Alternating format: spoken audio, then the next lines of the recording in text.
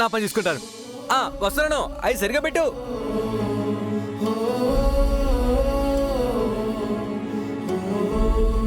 Sorry Premila గారు, మీతో మాట్లాడాలని, మీ బాధను పంచుకోవాలని నాకు ఉంది. కానీ మీకు సమస్యలు నా వల్లే వస్తున్నాయి. అందుకే నేను మీకు దూరంగా ఉంటాను. మీ మనసుని బాధ పెట్టినందుకు నన్ను క్షమించండి.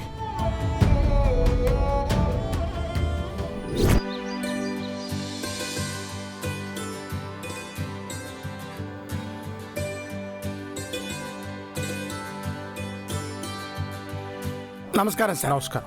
నేను మ్యారేజ్ బ్యూరో నుంచి వచ్చాను సార్. కూర్చోండి. Thank you sir. Sudha,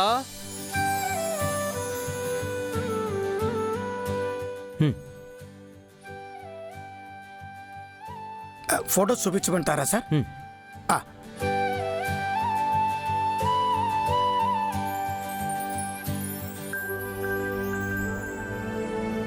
sir, ఈ సంబంధాలన్నీ మీ స్థాయికి తగ్గవే సార్.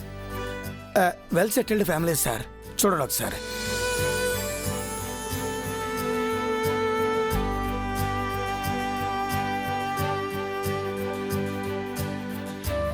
మాకు కావాల్సింది ఆస్తులు అంతస్తులు కాదు.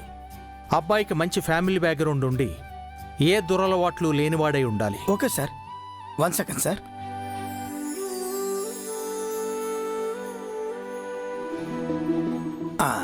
సార్, ఈ అబ్బాయిని చూడండి. పేరు విశాల్ సార్. అబ్రాడ్లో చదువుకున్నాడు. హైదరాబాదులో సొంతంగా ఎంఎన్సీ కంపెనీ రన్ చేస్తున్నాడు. లక్షల్లో ఆదాయం. ఇక ఫ్యామిలీ అంటారా, వాళ్ళదో పెద్ద ఉమ్మడి కుటుంబం. సిటీలో మంచి పేరు పలుకుబడి ఉన్నవాళ్ళు. ఈ అబ్బాయి బాగున్నాడండి.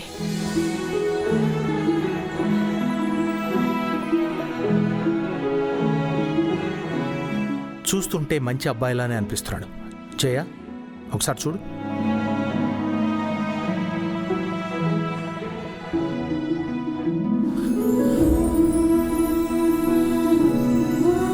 బాగున్నాడు నాన్నగారు.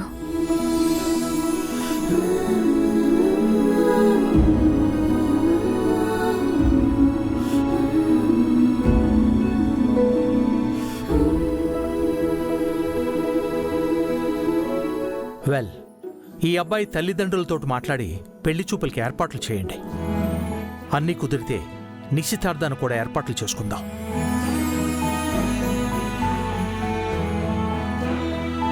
అలాగే సార్. మీరు ఒక్కసారి మీ బంధువులతో మాట్లాడి ఒక డేట్ చెబితే నేను వాళ్ళతో మాట్లాడతాను. బంధువులా? నాకు బంధువులంటూ ప్రత్యేకంగా ఎవరూ లేరు. నేను, నా భార్య, నా కూతురు, అంతే.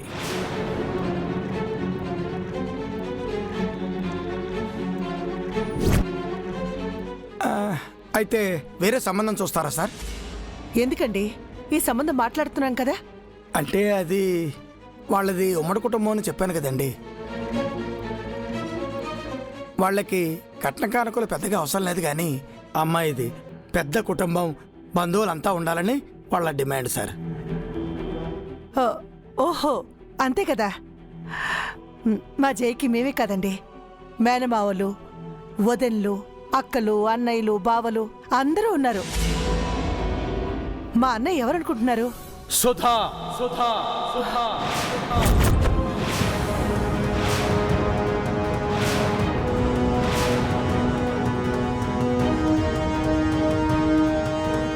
వాళ్ళ డిమాండ్స్ మనకు కుదరవులేండి. వేరే సంబంధం చూడండి. అదేంటండి? సుధా, ఇంకేమీ మాట్లాడద్దు. చూడండి, పెద్ద బంధువర్గం కావాలి అనుకునే సంబంధం కాకుండా కేవలం అమ్మాయి బాగుంటే చాలు అనుకునే సంబంధమే చూడండి. సార్, మీకు బంధువులు ఉన్నారు, పెద్ద కుటుంబం అంటున్నారు. ఇంత మంచి సంబంధాన్ని ఎందుకు వదులుకుంటున్నారు?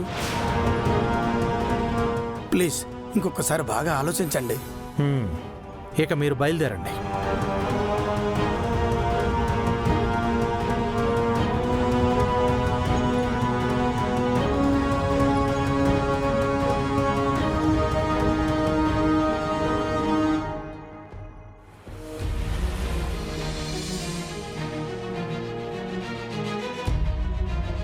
అత్తయ్య గారు మీరేంటిలా? అది నేను ఇంట్లోకి ఏమైనా సరుకులు కావాలంటే నేను తీసుకొచ్చేదాన్ని కదా.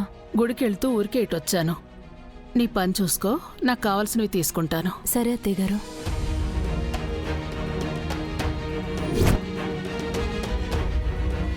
కార్తీక్ ఎక్కడున్నాడు?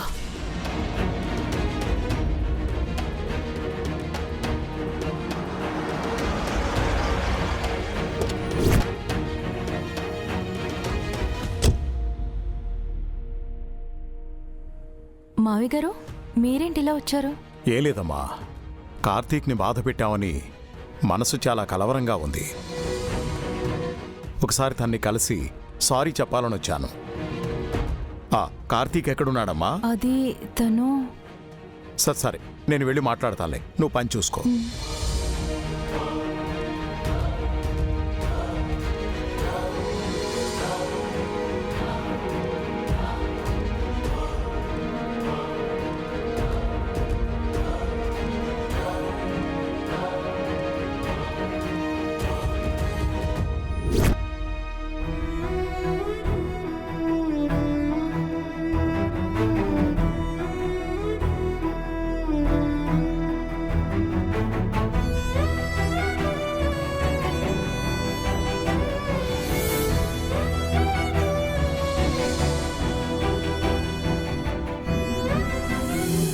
బావగారు ఏంటి అందరూ ఒకేసారి మాట్లాడుకొచ్చారు?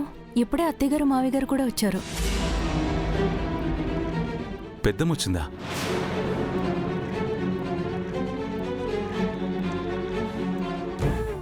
సారీ బాబు.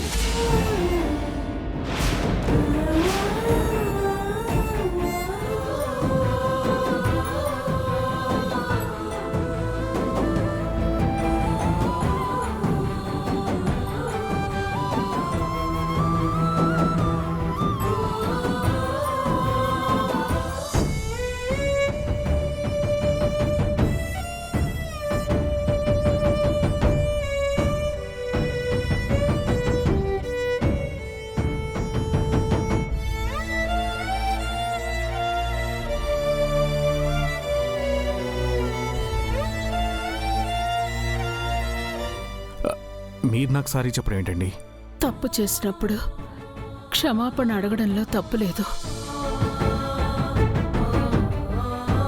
నిన్ను మా ఇంట్లో చూసినప్పుడు ఆవేశంలో చాలా మాటలు అన్నాను. నిజం తెలియక నిన్ను చాలా అవమానించాను.